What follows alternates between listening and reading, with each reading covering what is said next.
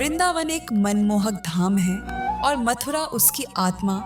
यह वही पावन भूमि है जहाँ श्री राधे कृष्ण का प्रेम, भक्ति और लीला आज भी हर कण में जीवित है। यह वीडियो केवल जानकारी देने के लिए नहीं बल्कि अनुभव कराने के लिए है, क्योंकि इस वीडियो में हम आपको मथुरा और वृंदावन की संपूर्ण यात्रा, कब जाएं, कैसे जाएं, कहाँ रुकें, दर्शन करने का सही क्रम, प्रमुख मंदिर, पवित्र घाट, विदेशी भक्तों की अनुभूति और संपूर्ण जानकारी विस्तार से दिखाने वाले हैं। इसलिए इस वीडियो को बिना छोड़े अंत तक अवश्य देखिए, क्योंकि आगे आपको मथुरा और वृंदावन का संपूर्ण दर्शन मिलने वाला है। भारत की पवित्र धरती पर स्थित मथुरा श्री कृष्ण की जन्मभूमि है। यह वही स्थान है जहां कंस के कारागार में भगवान श्री कृष्ण ने अवतार लेकर अधर्म के अंत और धर्म की स्थापना का संकल्प लिया।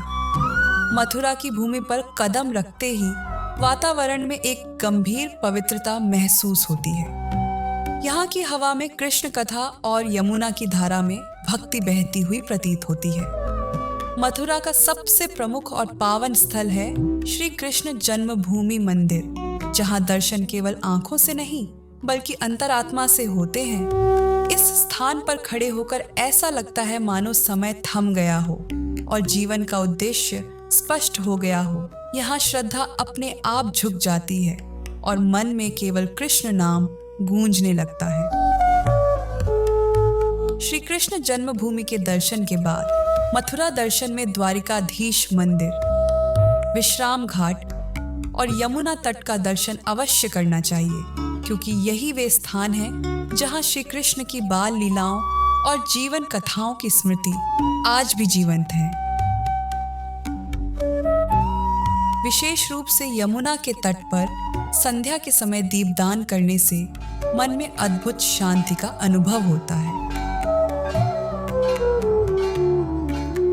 मथुरा से आगे बढ़ते ही यात्रा का मार्ग भक्त को स्वतः ही वृंदावन की ओर ले जाता है, क्योंकि यदि मथुरा श्री कृष्ण का जन्म है तो वृंदावन उनका प्रेम है।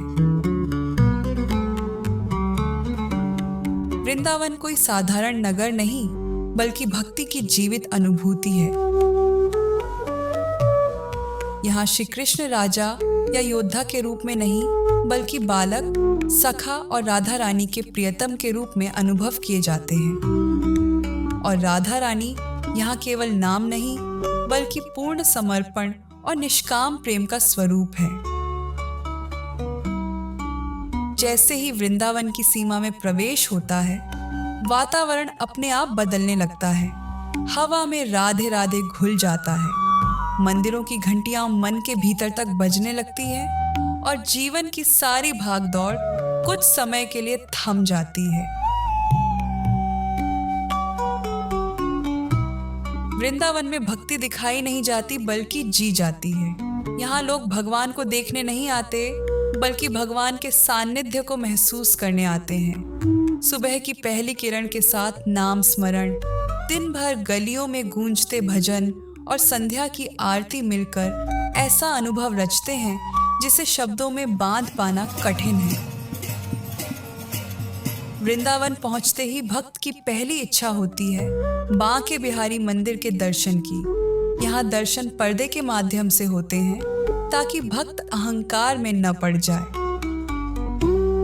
कुछ क्षणों की झलक ही हृदय को भर देती है और ऐसा प्रतीत होता है जैसे बांके बिहारी जी भक्त के मन की हर व्यथा को समझ रहे हों।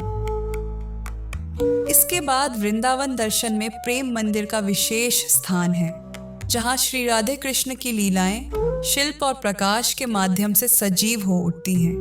विशेष रूप से संध्या के समय जब पूरा मंदिर प्रकाश से आलोकित होता है तो मन अपने आप मौन हो जाता है और आंखें बहुत कुछ कहे बिना महसूस कर लेती हैं।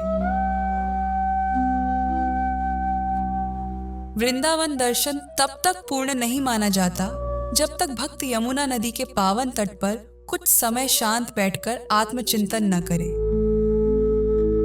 यमुना केवल नदी नहीं बल्कि श्री कृष्ण की सखी है। उनके तट पर बैठते ही ऐसा लगता है मानो जीवन की सारी चिंताएं, भय और उलझने धीरे धीरे बह रही हों और भीतर केवल शांति और भक्ति शेष रह गई हो। वृंदावन की संकरी गलियां, जहां साधु संत, गृहस्थ, वृद्ध, बच्चे और देश विदेश से आए विदेशी भक्त एक साथ चलते दिखाई देते हैं, यह सिखाती है कि भक्ति किसी भाषा या देश की मोहताज नहीं होती। विदेशी भक्त जब पूरे भाव से हरे कृष्ण का कीर्तन करते हैं तो यह स्पष्ट हो जाता है कि श्री कृष्ण संपूर्ण मानवता के आराध्य हैं।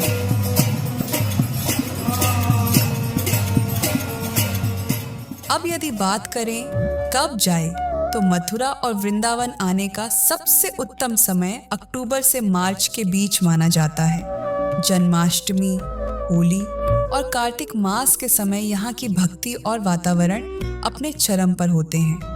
हालांकि इन दिनों भीड़ अधिक रहती है, पर अनुभव अविस्मरणीय होता है।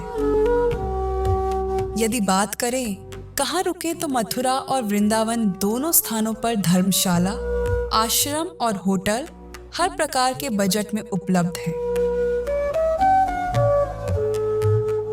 जो लोग शांति और भक्ति का अनुभव करना चाहते हैं, उनके लिए वृंदावन में रुकना अधिक उपयुक्त माना जाता है।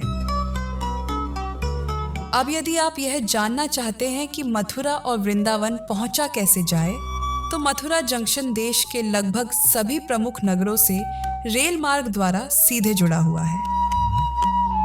मथुरा से वृंदावन टैक्सी, ऑटो और बस द्वारा बहुत आसानी से पहुंचा जा सकता है।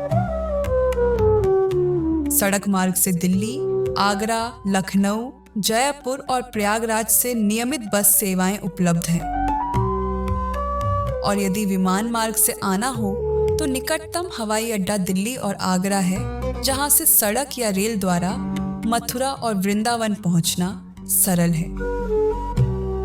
इस वीडियो में हमने मथुरा और वृंदावन की संपूर्ण यात्रा, श्री कृष्ण जन्मभूमि, वृंदावन के प्रमुख धाम, दर्शन का सही तरीका, रहने और खाने की व्यवस्था, विदेशी भक्तों की अनुभूति और वहां पहुंचने के सभी मार्ग विस्तार से दिखाए हैं। इसलिए इस वीडियो को बिना छोड़े अंत तक अवश्य देखिए, क्योंकि यह यात्रा केवल देखने की नहीं, बल्कि जीवन को भीतर से बदल देने वाली अनुभूति है।